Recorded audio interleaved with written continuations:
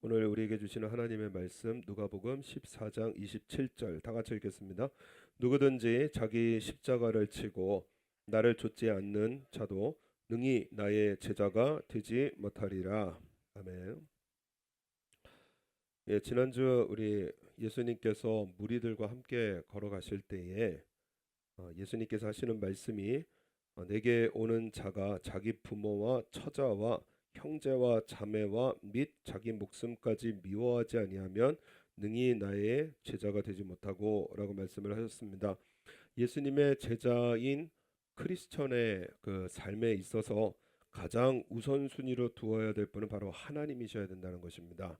그래서 예수님께서 내 마음을 다하고 목숨을 다하고 뜻을 다하여 주 너의 하나님을 사랑하라. 이것이 크고 첫째 되면 계명이라고 말씀을 하셨습니다. 그래서 우리 지난주에 가족 아들들 사랑하다가 신앙 버려서 그래서 이 집안이 망한 그런 엘리 제사장의 일도 보았고 또 물질 쫓다가 또 신앙을 말씀 버려서 그래서 왕의 자리에서 쫓겨난 사울의 내용도 우리 같이 생각을 해보았습니다. 하나님을 사랑하고 예배를 가장 소중하게 생각하는 우리 예수님의 제자, 우리 예수님께서 능력을 주신다고 오늘 약속하시는 것입니다. 오늘 두 번째가 자기 십자가를 지라고 하십니다. 우리 27절에 누구든지 자기 십자가를 지고 그리고 예수님을 쫓으라고 말씀을 합니다. 우리 예수님께서 이 땅에서 십자가를 지신 가장 중요한 이유가 뭐냐면 아버지 하나님의 뜻을 이루신 것입니다. 우리의 구원도 다 중요하지만은 이 모든 것이 무엇이냐면은 하나님의 뜻이에요. 하나님의 뜻을 이루시려고 이 땅에 오셔서 십자가를 지신 분이 바로 우리 예수님이십니다. 십자가를 지시기 전에 우리 겟세마네에서 기도하셨거든요. 우리 예수님은 기도하실 필요가 없으신 분입니다. 왜냐 하나님이시거든요. 그런데 이 기도하신 이유가 뭐냐면은 바로 제자들에게 대한 오늘 우리에게 대한 교육입니다. 십자가와 같은 우리의 이러한 죽음의 일들을 볼 때에 크리스찬은 어떻게 살아가느냐. 그래서요. 누가복음 22장의 말씀에 보면은 우리 예수님께서 어디에서 기도하시냐면은 돌 던진 만큼 가서 무릎 꿇고 기도하셨다. 그래서 돌 이렇게 딱 던지면은 그 딱 떨어지는 그 가까운 자리에서 기도하셨다고 합니다. 이 누가복음에는 예수님 기도하셨다라는 기록이 꽤 기록이 되어져 있거든요. 그런데 그냥 기도하셨다 이렇게만 되어 있고요. 무슨 내용을 기도하셨고 또 얼마나 간절하게 기도하셨는지는 누가복음 22장에만 기록이 되어져 있습니다. 왜냐? 제자들에게 보여주신 거예요. 보기를 원하셨고 듣기를 원하셨습니다. 가라사대 아버지여 만일 아버지의 뜻이거든 이 잔을 내게서 옮기시옵소서. 그러나 내 원대로 마옵시고 아버지의 원대로 되기를 원하나이다. 그래서요 예수님께서 이 기도를요 힘쓰고 애써 더욱 간절히 기도하시니 네 번을 반복해서요 힘쓰고 애써서 더욱 간절하게 기도하시는데 땀이 땅에 핏방울 같이 되어서 그래서 떨어지는 이러한 기록이 되어져 있습니다. 그래서 예수님께서 십자가를 지신 가장 중요한 이유는 무엇이냐? 하나님의 뜻을 이루게 하옵소서. 하나님의 원대로 되게 하옵소서. 이것이 예수님께서 십자가를 지신 가장 중요한 이유고요. 그리고 또 예수님의 제자인 우리들에게도 원하시는 것이 힘쓰고 애써 더욱 간절히 하나님의 뜻을 이루며 살아가는 것이 예수님의 바람이십니다. 그래서 예수님께 제자들이 기도를 부탁을 하거든요. 기도 가르쳐 주세요. 저 세례 요한의 제자들도 기도를 가르침을 받은 것처럼 우리도 예수님의 제자로서 내가 무엇을 구해야 되는지 가르쳐 주세요라고 예수님께 말씀을 드립니다. 그랬더니 우리 예수님께서 누가복음 11장 그리고 마태복음 6장 9절에 그러므로 너희는 이렇게 기도하라. 하늘에 계신 우리 아버지여 이름이 거룩히 여김을 받으시오며 나라 임하옵시며 뜻이 하늘에서 이룬 것 같이 땅에서도 이루어지이다. 하늘에서는 하나님의 뜻이 온전히 이루어지는 것처럼요. 이 땅을 살아가는 나의 삶을 통해서 온전히 이루어지기를 구하라는 것입니다. 그래서 우리는 이 신앙생활은 뭐냐면 선택이거든요. 내가 무엇을 선택할까? 정직을 선택할까? 거짓을 선택할까? 원망과 불평을 선택할까? 찬송과 기도를 선택할까? 하나님을 선택할까? 세상을 선택할까? 선택이거든요. 그러니까는 이 선택의 자유 의지를 우리에게 주셔서, 그래서 우리가 하나님의 자녀답게, 그래서 정말 귀한 결정을 하고 살아갈 수 있도록 우리에게 자유 의지를 주셨는데, 우리는 죄인이기 때문에요. 순식간에 거짓말하고요. 순식간에 죄짓고요. 순식간에 원망하고요. 지금까지 우리가 그토록 오래 예수님을 믿어왔지만은 한순간에 마음도 지키지 못하고 하나님께서 기뻐하지 않는 것을 선택하며 살아가는 것이 바로 우리들이기 때문에요. 그래서 기도가 필요하다라는 것입니다. 하나님의 뜻이 내 마음에서 이루어지게 하시고, 하나님의 뜻이 내 입술에서 이루어지게 하시고, 하나님의 뜻이 내 얼굴 표정에서 이루어지게 하시고, 하나님의 뜻이 나의 모습에서 이루어지게 하옵소서. 그것을 구하라는 거예요. 한국의 초대교회 주기철하고 일하는 목사님 계십니다. 주기철.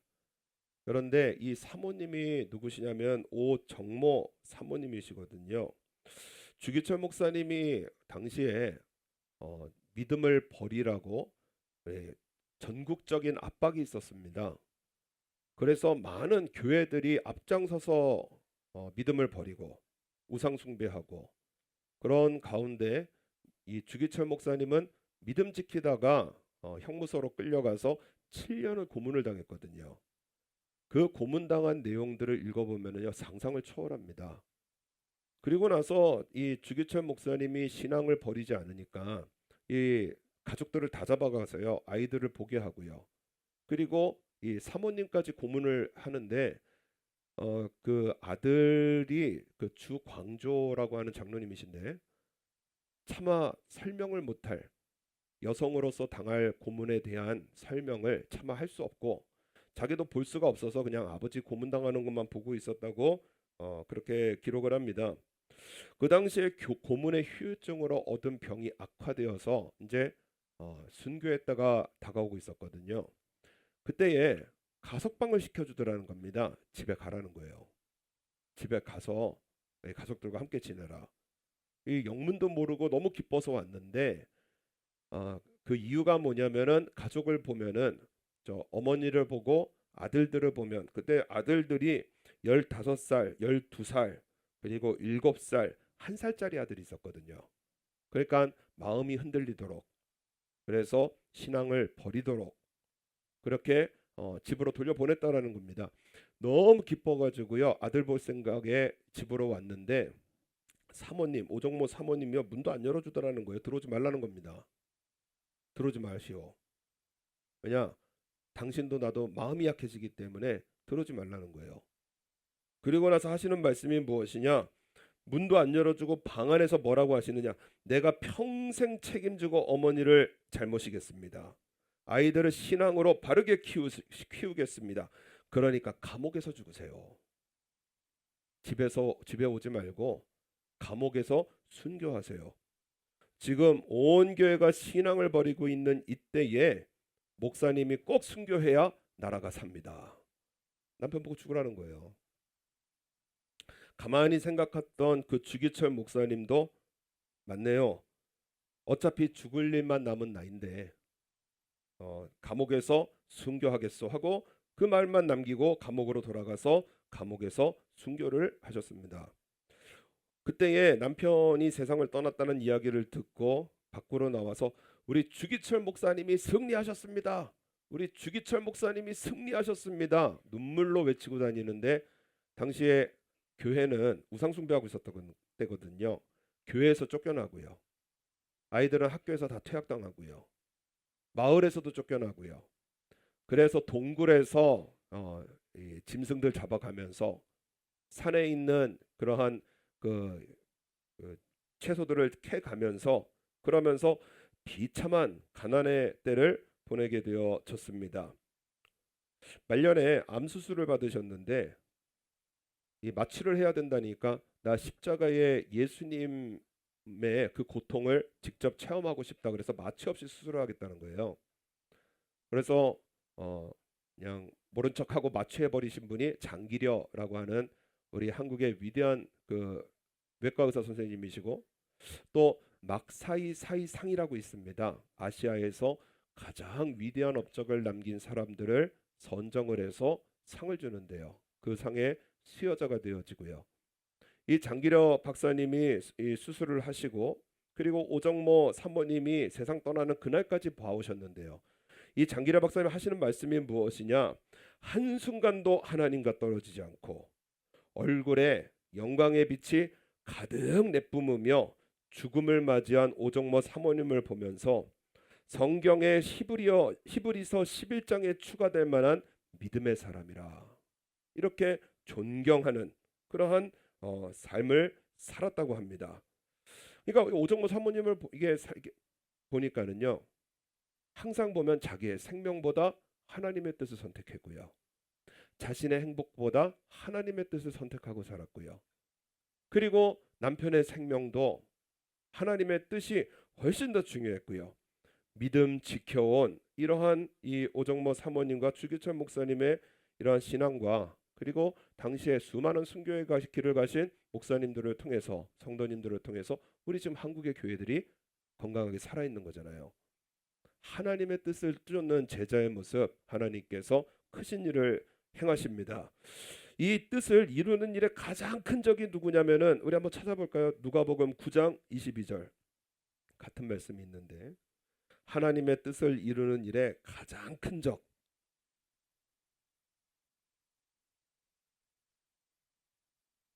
누가복음 9장 23절.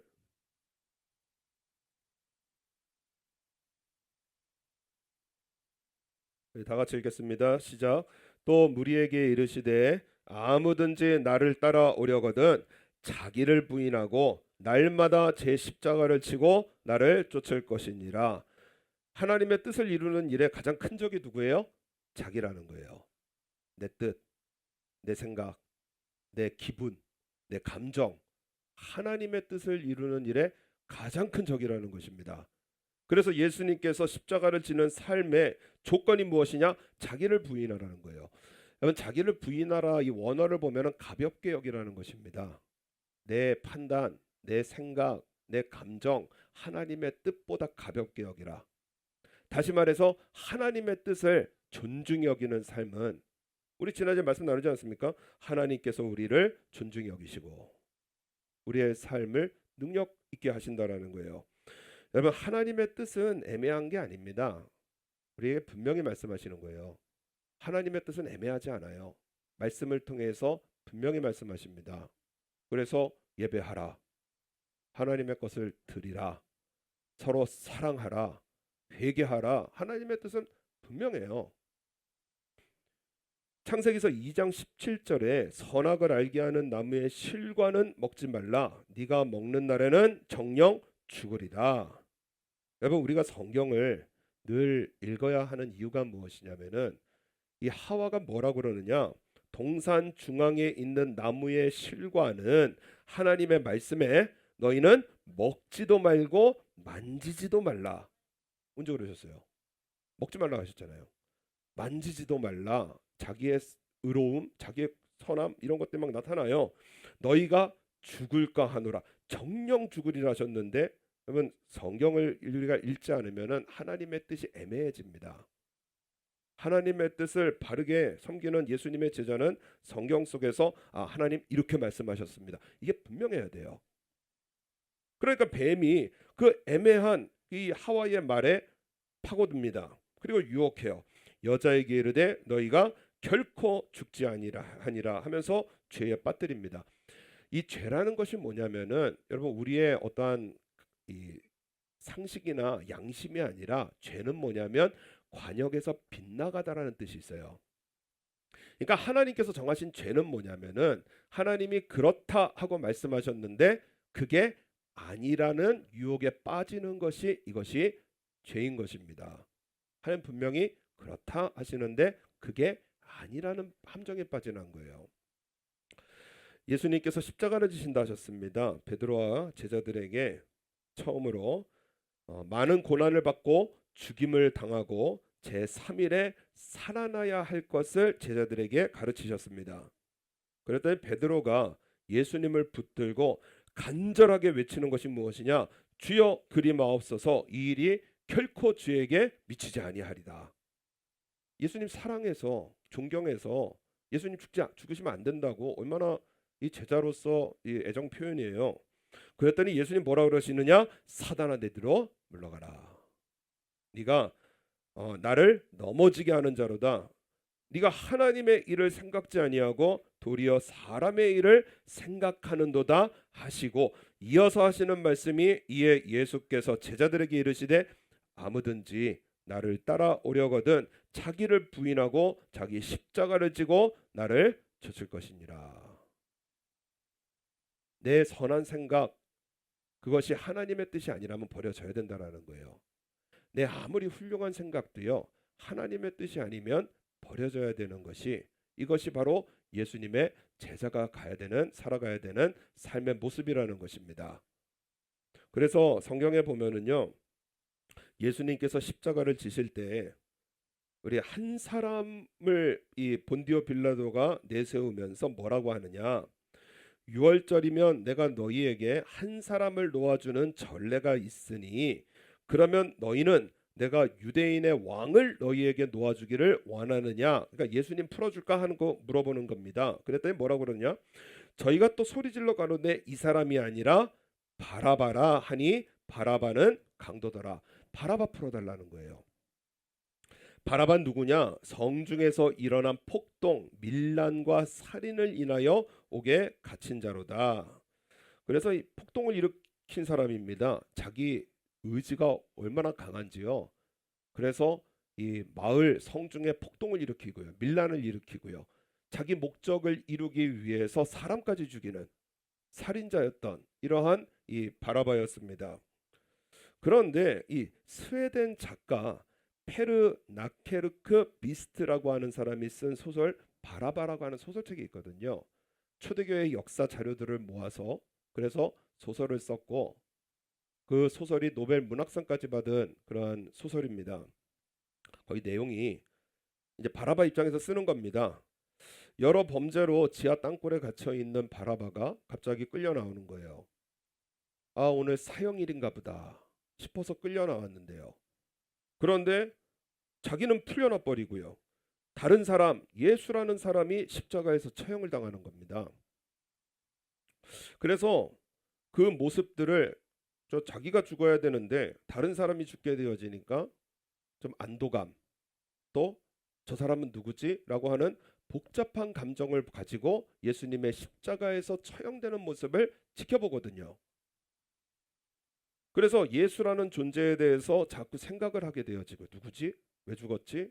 그런데 어느 날 보니까 또 살아났다라는 거예요. 그래가지고요, 제자들이 모이는 교회를 가서 도대체 뭘 가르치나 하고 바라바가 가거든요. 그랬더니 자기 상식으로는 이해가 안 되는 말만 골라서 합니다. 하나님인 예수님이 구원자로서 이 땅에 오셨는데 십자가에서 죽으셨고요, 그리고 메시아라고 하시고요, 부활했다 하고요. 아니 그게 말이 되나? 자기 생각으로는 이해가 안 되는 거예요. 그런데 시간이 지나가면서 예수님의 제자들은 막 생겨나고요, 한번 회개할 때마다 막 3천 명, 5천 명씩 회개하는 역사들이 이루어졌잖아요. 그리고 막 교회가 세워지고요. 그러니까 바라마가 이게 완전히 부인할 수도 없는 겁니다. 그래서 이거를 믿어야 되나 말아야 되나 신앙과 불신앙 사이에 끊임없이 갈등하다가요, 63년 7월에 벌어진 로마 대화재 사건이 있었습니다. 그때 기독교인이 불을 지른다라는 소문이 돌았어요. 그 소문을 듣고 나서 아, 예수라는 사람이 다시 온다더니 왔나 보다. 그래서 기독교인들이 저렇게 불 지르고 다니나 보다. 그래가지고요, 자기도 로마를 뒤엎을 생각에 불 지르는 일에 참여했다가요, 붙잡혀서 십자가에 처형당하는 그러한 내용이 소설에 기록이 되어져 있습니다. 이 소설의 메시지가 무엇이냐? 믿음은 지금 믿는 거라는 거예요. 지금 선택하고요. 지금 하나님께서 가장 기뻐하시는 것을 선택하면서 살아가는 것이, 이것이 예수님의 제자라는 것입니다. 내 기분 아니라는 거예요. 여러분, 내 생각 아니라는 것입니다. 매일매일 자기를 부인하고 우리 자기 십자가, 예수님께서 그토록 중요하게 생각하셨던 하나님의 뜻을 섬기면서 살아가는 것이 예수님의 제자고요. 그래서 신앙은 지금 선택하는 것입니다. 가장 하나님께서 기뻐하시는 것을 선택하는 거예요. 예수님께서 십자가에서 죽으실 때 좌우 양옆으로 그 강도들 같이 있었습니다.